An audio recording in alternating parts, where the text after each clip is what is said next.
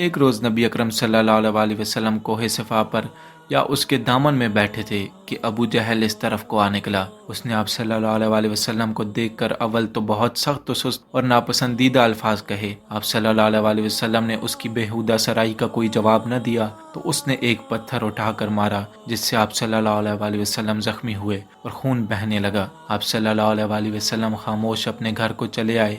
ابو جہل سین کعبہ میں جہاں لوگ بیٹھے ہوئے باتیں کر رہے تھے آ بیٹھا۔ امیر حمزہ بن عبد المطلب رضی اللہ عنہ نبی اکرم صلی اللہ علیہ وسلم کے چچا تھے۔ ان کو نبی اکرم صلی اللہ علیہ وسلم سے بہت محبت تھی، مگر وہ ابھی تک شرک پر قائم اور مشرکوں کے شریک حال تھے۔ ان کی عادت تھی کہ تیر کمان لے کر صبح جنگل کی طرف نکل جاتے، دن بھر شکار مارتے اور شکار کی تلاش میں مصروف رہتے۔ شام کو واپس آ کر اول خانہ کعبہ کا طواف کرتے، پھر اپنے گھر جاتے۔ وہ حسب معمول جب شکار سے واپس آئے تو اول راستے ہی میں ابو جہل کی لونڈی ملی۔ اس نے ابو جہل کا نبی اکرم صلی اللہ علیہ وسلم کو گالیاں دینا اور پھر پتھر مارنا اور آپ صلی اللہ علیہ وسلم کا صبر و شکر کے ساتھ خاموش رہنا سب بیان کر دیا۔ حمزہ رضی اللہ عنہ نبی اکرم صلی اللہ علیہ وسلم کے چچا ہونے کے علاوہ رضائی بھائی بھی تھے۔ خون اور دودھ کے جوش نے ان کو از خود رفتہ کر دیا۔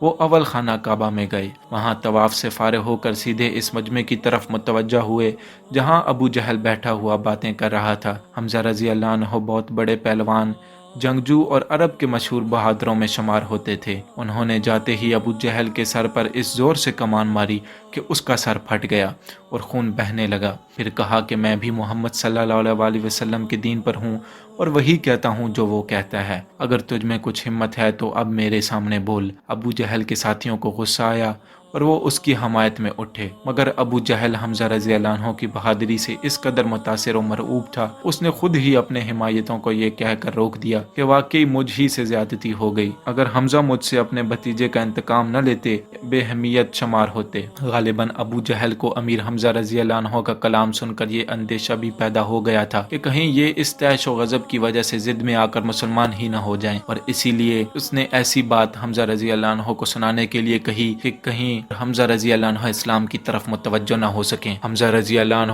ابو جہل کی مزاج پرسی کر کے نبی اکرم صلی اللہ علیہ وسلم کے پاس آئے اور کہا کہ بھتیجے، تم یہ سن کر خوش ہوگے کہ میں نے ابو جہل سے تمہارا بدلہ لے لیا۔ نبی اکرم صلی اللہ علیہ وسلم نے فرمایا کہ چچا، میں ایسی باتوں سے خوش نہیں ہوا کرتا۔ ہاں، اگر آپ مسلمان ہو جائیں تو مجھ کو بڑی خوشی حاصل ہو۔ یہ سن کر امیر حمزہ رضی اللہ عنہ نے اسی وقت اسلام قبول کر لیا۔ امیر حمزہ رضی اللہ عنہ کے مسلمان ہونے سے مسلمانوں کی آفت رسیدہ جمعیت کو بڑی قوت اور امداد حاصل ہوئی۔ یہ نبوت کے 6 سال کا واقعہ ہے۔ اس وقت نبی اکرم صلی اللہ علیہ وسلم دار ارقم میں تھے۔ قریش مکہ نبی اکرم صلی اللہ علیہ وسلم کی شان میں بہت ہی گستاخ اور بے باک ہو گئے تھے۔ اب حمزہ رضی اللہ عنہ کے مسلمان ہونے سے ان کو کسی قدر محتاط اور مؤدب بنا دیا، اور لوگ نبی اکرم صلی اللہ علیہ وسلم کی شان میں گستاخیاں کرنے میں کچھ تعمل کرنے لگے۔